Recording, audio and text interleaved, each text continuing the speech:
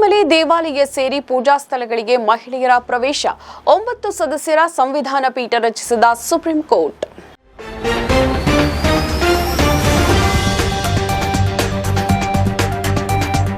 ಶಬರಿಮಲೆ ಅಯ್ಯಪ್ಪ ದೇವಸ್ಥಾನ ಸೇರಿದಂತೆ ದೇಶದ ಹಲವು ಪೂಜಾ ಸ್ಥಳಗಳಿಗೆ ಮಹಿಳೆಯರ ಪ್ರವೇಶದ ವಿಷಯ ಅಂತಿಮ ವಿಚಾರಣೆಗಾಗಿ ಶೀಘ್ರದಲ್ಲೇ 9 ಸದಸ್ಯರ ಸಂವಿಧಾನ ಪೀಠ ರಚಿಸಲಾಗುವುದು ಅಂತ ಸೋಮವಾರ ಸುಪ್ರೀಂ ಕೋರ್ಟ್ ಹೇಳಿದೆ. ಈ ಕುರಿತು ಮಾಹಿತಿ ನೀಡಿರುವ ಸಿಜೆ ಸೂರ್ಯಕಾಂತ್, ಅಯ್ಯಪ್ಪ ದೇವಸ್ಥಾನಕ್ಕೆ ಎಲ್ಲಾ ವಯಸ್ಸಿನ ಮಹಿಳೆಯರ ಪ್ರವೇಶಕ್ಕೆ ಅವಕಾಶ ನೀಡುವ ತೀರ್ಪನ್ನು ಸುಪ್ರೀಂ ಕೋರ್ಟ್ ಮರುಪರಿಶೀಲಿಸಲಿದೆ.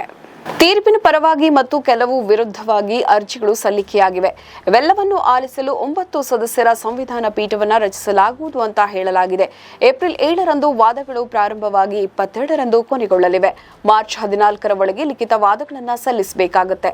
ತೀರ್ಪನ್ನು ಪರಿಶೀಲಿಸಲು ಕೋರುವ ಪಕ್ಷಗಳಿಗೆ ವಕೀಲ ಕೃಷ್ಣಕುಮಾರ್ ಸಿಂಗ್ ನೋಡಲ್ ವಕೀಲರಾಗಿ ಕಾರ್ಯವನ್ನ ನಿರ್ವಹಿಸುತ್ತಾರೆ ಮತ್ತು ಅದನ್ನು ವಿರೋಧಿಸುವವರಿಗೆ ವಕೀಲ ಶಾಶ್ವತಿ ಪರಿ ನೋಡಲ್ ವಕೀಲರಾಗಿ ಕಾರ್ಯವನ್ನ ನಿರ್ವಹಿಸುತ್ತಾರೆ. ಹಿರಿಯ ವಕೀಲ ಕೆ ಪರಮೇಶ್ವರ್ ಮತ್ತು ವಕೀಲ ಶಿವಂ ಸಿಂಗ್ ನ್ಯಾಯಾಲಯದ ಸ್ನೇಹಿತರಂತೆ ಕಾರ್ಯವನ್ನ ನಿರ್ವಹಿಸುತ್ತಾರೆ ಅಂತ ತಿಳಿಸಿದ್ದಾರೆ.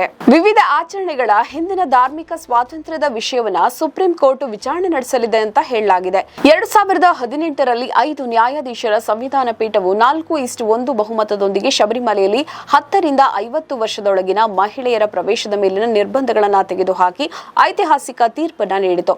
2019ರಲ್ಲಿ ಮತ್ತೊಂದು 5 ನ್ಯಾಯಾಧೀಶರ ಪೀಠ ಪೂಜಾ ಸ್ಥಳಗಳಲ್ಲಿ ಮಹಿಳೆಯರ ವಿರುದ್ಧದ ತಾರತಮ್ಯದ ವಿಷಯವನ್ನ ದೊಡ್ಡ ಪೀಠ ವಿಚಾರಣೆ ನಡೆಸಬೇಕು ಅಂತ ಉಲ್ಲೇಖಿಸಿತು. ಅದರಲ್ಲಿ ಮಸೀದಿಗಳು ಮತ್ತು ದರ್ಗಾಗಳಿಗೆ ಮಹಿಳೆಯರ ಪ್ರವೇಶ ಮತ್ತು ಪಾರ್ಸಿ ಮಹಿಳೆಯರ ಸಮಸ್ಯೆಗಳು ಸೇರಿವೆ. 2020ರಲ್ಲಿ ಮತ್ತೊಂದು ಪೀಠ ಇದೇ ಅಭಿಪ್ರಾಯವನ್ನ ವ್ಯಕ್ತಪಡಿಸಿತ್ತು. ಆದಾಗ್ಯೂ ಕೊರೋನಾ ಸಮಸ್ಯೆ ಮತ್ತಿತರ ಕಾರಣಗಳಿಂದ ಪೀಠ ರಚನೆ ಆಗಿರಲಿಲ್ಲ. ಈಗ 9 ಸದಸ್ಯರ ಸಂವಿಧಾನ ಪೀಠ ರಚನೆಯಾಗಲಿದೆ ಅಂತ ಹೇಳಲಾಗ್ತಾ ಇದೆ.